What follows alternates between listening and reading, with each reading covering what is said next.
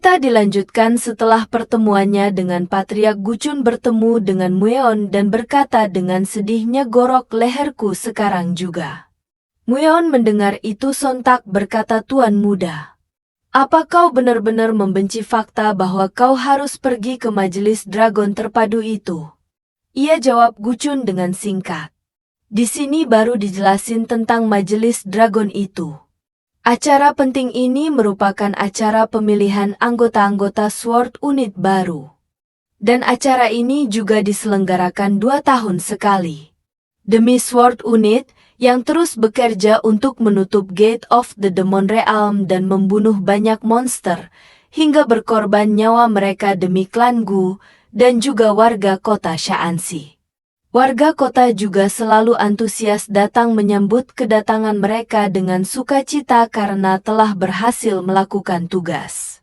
Jadi wajar jika garis keturunan langsung dari klan Gu diwajibkan untuk datang ke acara itu. Di sini Guchun kembali menyuruh Mueon, "Kau kan sudah kusuruh untuk menggorok leherku ini. Aku yakin aku bisa menghindarinya setelah mati nanti."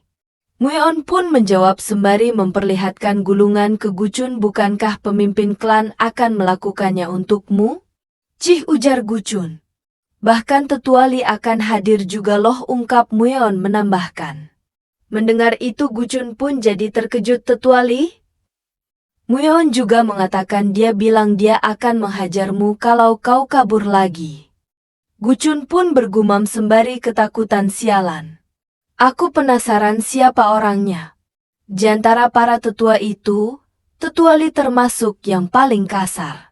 Di sini kita diperlihatkan masa kecil Guchun dengan Tetua Li. "Mau kemana kau?" ungkap Tetua Li yang berhasil menangkap kepala Guchun yang masih kecil dengan kepalan tangannya. Kemudian Tetua Li mengangkatnya. Hal itu membuat Guchun yang masih bocil pun berusaha memberontak. "Ag, lepaskan aku." "Tidak, kau harus lebih sopan," ujar Tetua Li menasehatinya. Guchun melanjutkan gumamannya. "Dia selalu percaya kalau aku harus bertindak sebijak mungkin sebagai putra satu-satunya di keluargaku, yang juga membuatku bertanggung jawab atas kehormatan klan Gu. Dia adalah orang yang harus kuhormati, tapi dia itu juga orang yang sangat menyebalkan. Meski begitu, dia pasti akan mendatangiku untuk mengajarkan sesuatu kapanpun dia bisa. Semua hukumannya itu membuatku ingin menghindarinya sebisa mungkin. Bahkan ayah tidak pernah sepeduli itu kepadaku." Guchun pun kembali tersadar dan berkata dengan pelan, "Hebat juga aku bisa tetap jadi orang bodoh begitu, meski sering diajari olehnya." "Maaf," ujar Mueon yang mendengarnya. "Aku hanya menggumam," ungkap Guchun menjelaskan. "Kereta pun sudah dalam perjalanan sekarang menjemput mereka." "Kapan kita akan pergi?" ujar Guchun ke Mueon. "Kita akan pergi begitu semuanya siap," jelas Mueon. "Begitukah?" ungkap Guchun, sembari menoleh dengan Mueon ke arah pelayannya yang sedang sibuk sesama mereka. Pelayan tersebut sedang memuji penampilan Sol-ah. "Sol-ah, kamu cantik sekali. Kok bisa sih ada bidadari secantik ini? Aku yakin kamu akan diburu semua pria saat jadi gadis menawan nanti." Melihat mereka sedang sibuk dengan Sol-ah, Guchun pun bertanya, "Honghwa, apa kau belum siap-siap?" "Ah, maafkan aku tuan muda. Aku sedang mengurus Sol-ah," ujarnya. Mendengar itu Guchun pun sedikit kesal. "Sol-ah? Apa dia mengacau lagi kali ini?" ujar Guchun yang kembali bertanya. Honghwa pun kemudian menjelaskan. "Itu." Jreng-jreng sembari memperlihatkan penampilan Sol-ah yang menawan ke Guchun.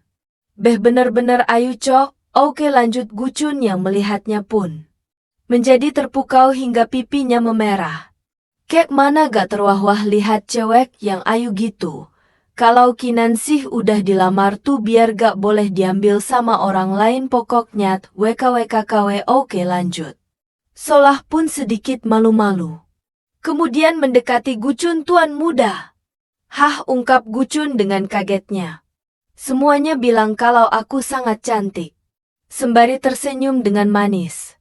Terus kenapa? Ungkap Gucun sambil membuang mukanya karena malu. Gucun juga bergumam dia memang sangat cantik. Kemudian Sol-ah membenarkan rambutnya. Ia kembali bertanya ke Gucun, apa kamu juga mempunyai pikiran yang sama? Sembari menggodanya. Menyaksikan itu, mukanya pun langsung full merah dono wkwkw sampai-sampai keluar asap dono wkwkwk untuk meredahkan situasi ini bertepatan dengan keretanya yang sudah tiba di tempat mereka. Gucun memerintahkan semuanya. Apalagi yang kalian tunggu? Ayo pergi. Apa aku cantik? Ungkap Sol-ah dengan tawa. Cepatlah, ungkap Gucun sembari berteriak. Mendengar itu Sol-ah pun jadi sedikit SADH. Singkat cerita mereka semuanya pun berangkat menggunakan kereta tersebut. Sol-ah pun berdiri dengan senangnya di luar jendela. Wah, keren sekali. Keretanya bergerak. Kecepatannya juga luar biasa. Hongwa yang melihat Sol-ah sangat senang bertanya kepadanya. Apa kamu belum pernah naik kereta? Seolah pun menjawab iya. Kukira kuda itu hanya untuk dimakan, tapi tidak kusangka mereka bisa lari sekencang ini. Hah? Ungkap Hongwa dengan heran. Gucun juga keluar jendela dan bertanya ke Mueon yang sedang menunggangi kuda di samping keretanya. Mueon, di mana lokasi majelis Dragon terpadu kali ini? Di Heavenly Exchange, Tuan Muda, ungkap Mueon. Mendengar itu Gucun pun bergumam dalam hati. Itu adalah distrik perbelanjaan paling populer di Shaanxi. Sepertinya Tetua Li benar-benar bekerja keras kali ini. Mueon kembali menjelaskan perjalanannya akan memakan 4 jam. Sebaiknya kau tidur dulu. Boleh, tadi malam aku tidak bisa tidur karena harus latihan. Akhir-akhir ini tidurku tidak cukup. Ungkap Gucun. Kemudian Gucun menoleh ke arah Sol-ah yang lagi semangat bercerita dengan Hongwa. Sudah kubilang, daging kuda itu baunya memang agak aneh, tapi rasanya masih enak. Karena berisik Gucun pun menyuapi Sol-ah dengan sebuah kue diam dan makan ini. Ewup? Nyam? Nyam? Jadi anteng gak tuh sampai berubah jadi babi yang imut wkwkwk. Gucun pun bergumam sembari berbaring view. Akhirnya dia diam juga. Aku akan tidur sebentar. Setelah terlelap lama, Sol-ah kemudian membangunkannya. Tuan Muda, Tuan Muda. Sembari Gucun mencoba membuka matanya. Kueku habis, ujar Sol-ah. Begitu ya HMPH. Ungkap Gucun. Hongwa bertanya ke Sol-ah, Sol-ah, apa kamu sudah bilang ke Tuan Muda kalau kita sudah sampai? Iya, ujar Sol-ah membalas. Gucun pun mencoba duduk walaupun masih sangat mengantuk. Sembari bergumam, kita sudah tiba? Ia pun membuka tirai pintu keretanya. Kemudian keluar untuk meregangkan tubuhnya. Dan lanjut bergumam karena ada pesta akbar seperti ini di Shaanxi, jumlah orang-orangnya jadi membludak. Dan Sol-ah melihat Gucun yang sedang melakukan peregangan. Dan wah, ada bau menggiurkan yang lewat.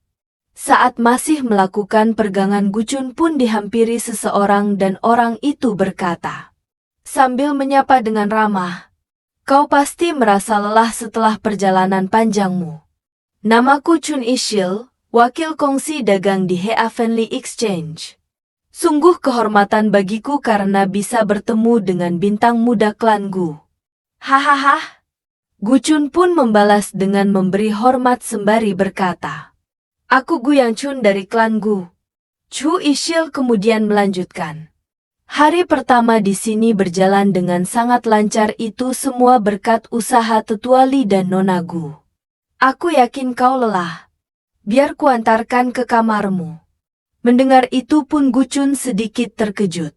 Kemudian ia bergumam dalam hati. Nona Gu. HMPH. Dia mulai membuatku sangat muak. Aku tidak akan menemuinya, kan? Mereka semua pun mengikuti Chu Ishil ke tempat penginapan. Tapi, kekhawatiran itu pun menjadi kenyataan. Sebab Guchun tak sengaja bertemu dengan kakaknya itu Gu Yeonso. Melihat Guchun yang datang, Gu Yeonso pun menjadi kesal. Guchun kemudian menyapanya dengan ramah, "Halo kakak."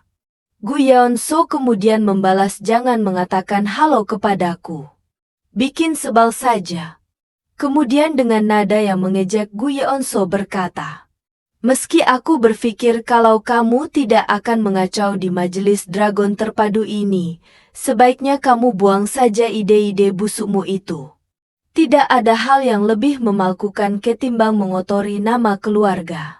Guchun tak terlalu menghiraukan ucapan kakaknya itu.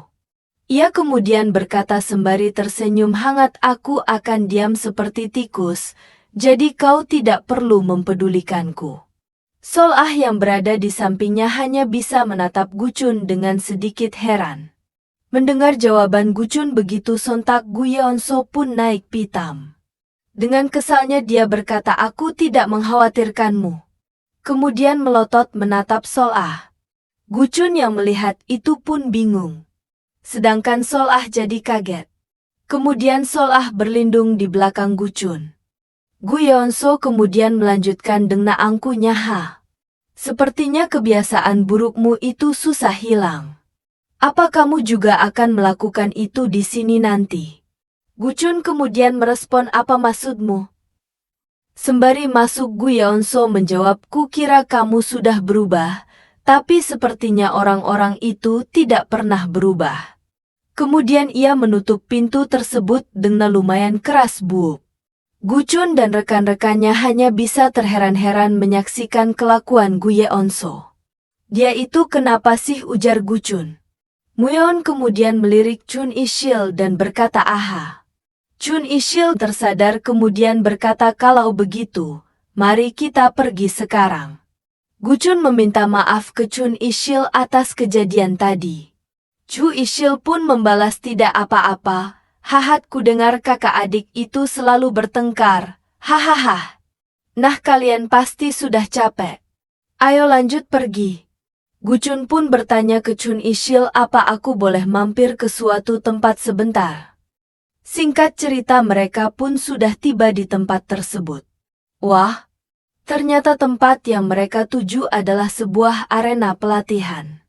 Sol-ah sangat kagum dengan tempat ini dan berkata, "Oh wow.